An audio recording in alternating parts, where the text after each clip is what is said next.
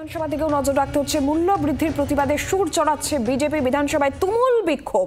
এত দাম খাবো কি? শুভেন্দু অধিকারীর নেতৃত্বে থালা হাতে স্লোগান, বিক্ষোভ বিজেপি বিধায়কদের। বিধানসভার গেটের সামনে আলুর প্যাকেট রেখেও বিক্ষোভ প্রতিবাদ। 5 কোটি ক্যাপসিকাম, 6 কোটি বিল, 7 কোটি রসুন, 8 কোটি আদা। নয়ন খাবো কি? এত দাম খাবো কি? 10 টাকা কেজি করে আলু পাওয়া যাচ্ছে। সাংবাদিক বন্ধু পথচারী যারা নিতে চান 9 কোটি মটরশুটি, মুরগি। এত দাম খাবো কি?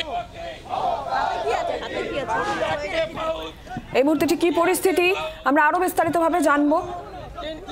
শ্রেয়সী গঙ্গোপাধ্যায় রয়েছেন আমাদের সঙ্গে, আমাদের প্রতিনিধি। শ্রেয়সী, মূল্য বৃদ্ধির প্রতিবাদে শুভেন্দু অধিকারীর নেতৃত্বে বিজেপির বিক্ষোভ, ঠিক কি দাবি তাদের আর এই মুহূর্তে কি অবস্থা? দেখো, তোমাকে যেটা জানাই যে আজকে বিধানসভার ক্ষেত্রে মূল্যবৃদ্ধি নিয়ে কিন্তু মুলতবি প্রস্তাব আনা হয় বিজেপির পক্ষ থেকে, এবং স্পিকার সেই প্রস্তাব গ্রহণ করেন এবং সেটাকে আলোচনার জন্য দুপক্ষকেই 10 মিনিট করে সময় দেন। এক্ষেত্রে নরহরি মাহাতো বিজেপি বিধায়ক তিনি প্রথমে বক্তব্য রাখেন এবং তার পাল্টা যখন সেক্ষেত্রে সৌমেন্দ্র চট্টোপাধ্যায় তিনি বক্তব্য রাখছিলেন, সেই সময় কিন্তু একাধিকবার বিরোধী দলনেতা তিনি রীতিমতো প্রতিবাদ করেন এবং সেক্ষেত্রে যেখানে সৌমেন্দ্র চট্টোপাধ্যায়ের মূল বক্তব্য ছিল যে পেট্রোপণ্যের মূল্য বৃদ্ধি, সেই মূল্য বৃদ্ধির জন্যই কিন্তু কার্যত জিনিসের দাম বেড়েছে, এবং পাশাপাশি তিনি এটাও বলেন যে এক্ষেত্রে নির্দিষ্টভাবে কিন্তু সেক্ষেত্রে রাজ্য সরকার বিদ্যুতের মাসুল কিন্তু কোনোভাবেই রাজ্যের ক্ষেত্রে বাড়ায়নি। সিএসসি বিভিন্ন ক্ষেত্রে স্ল্যাব ডিভিশনগুলো আলাদা করার ক্ষেত্রে কিছু দামের ক্ষেত্রে কিছু পরিবর্তন হয়েছে, কিন্তু রাজ্য সরকার কখনোই কিন্তু বিদ্যুতের দাম বাড়ায়নি। অন্যদিকে সেক্ষেত্রে অরূপ বিশ্বাস তিনিও কিন্তু কার্যত এই সুরেই বলেন যে এক্ষেত্রে এ রাজ্যে গত 7 বছরে কখনো বিদ্যুতের দাম বাড়ানো হয়নি, কিন্তু বিজেপি শাসিত রাজ্যগুলোতে বিদ্যুতের দাম বাড়ানো হয়েছে।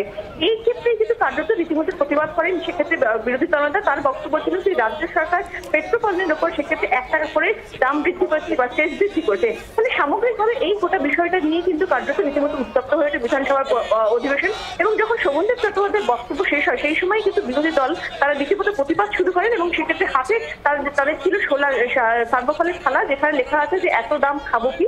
সেই থালা দেখেই তারা রীতিমতো প্রতিবাদ করতে থাকেন এবং একসময় তারা বিধানসভার পক্ষ ওয়াকআউট করে বাইরে বেরিয়ে এসে তারা রাস্তায় বিক্ষোভ করেন, এবং সেক্ষেত্রে তাদের যেটা মূল বক্তব্যের জায়গা ছিল যে এক্ষেত্রে যে কথা বলা হচ্ছে, সেক্ষেত্রে রাজ্য সরকারের পক্ষ থেকে রিপ্লাইতে যে কথা বলা হচ্ছে, যে জিনিসপত্রের যা যা দাম বলা হচ্ছে আদতে মানুষ সেই দাম পাচ্ছে না মোটেই, এবং সেই জায়গা থেকে কিন্তু কার্যত তারা রাস্তায় সেক্ষেত্রে 10 টাকা কেজি ধরে আলু জনগণকে বিক্রি করার জন্য সেক্ষেত্রে তারা আলু নিয়ে বসেছিলেন, এবং সেই আলু নিয়ে বসে কিন্তু কার্যত তারা সেখানে বিক্ষোভ দেখাতে থাকেন। নজর রাখো শ্রেয়সী, আমরা একবার শুনবো যে বিজেপি বিধায়ক শঙ্কর ঘোষ এবং তৃণমূল কংগ্রেসের তরফ থেকে বা কি বলা হয়েছে, শোভনদেব চট্টোপাধ্যায় কি বলেছেন শুনুন। একদমই ভুল তথ্য। শোভনবাবু বাজারে যান না বলে সবজির দাম সঠিক বলেন। পেট্রোপণ্যের মূল্য বৃদ্ধির কারণে জিনিসপত্রের দাম বৃদ্ধি হলে পশ্চিমবঙ্গে যে দামে আলু পাওয়া যাচ্ছে, পশ্চিমবঙ্গে তো আলু হয়, অন্যান্য যে রাজ্যে আলু ফলন হয় সেখানে কেন পশ্চিমবঙ্গের থেকে দাম কম? রাজ্যের সরকারের ব্যর্থতা হচ্ছে যে দামে মানুষকে রাজ্যের সরকার দিতে পারত সেই দামে না দিয়ে বরঞ্চ তথাকথিত টাস্ক ফোর্স ইত্যাদি যারা ঘোরাঘুরি করেছে, এরা আসলে বড় মজুদদার কালোবাজারি যারা করছে তাদেরকে সহযোগিতা করছে। কৃষকরা দাম পাচ্ছে না, অথচ জিনিসের দাম বৃদ্ধি পাচ্ছে।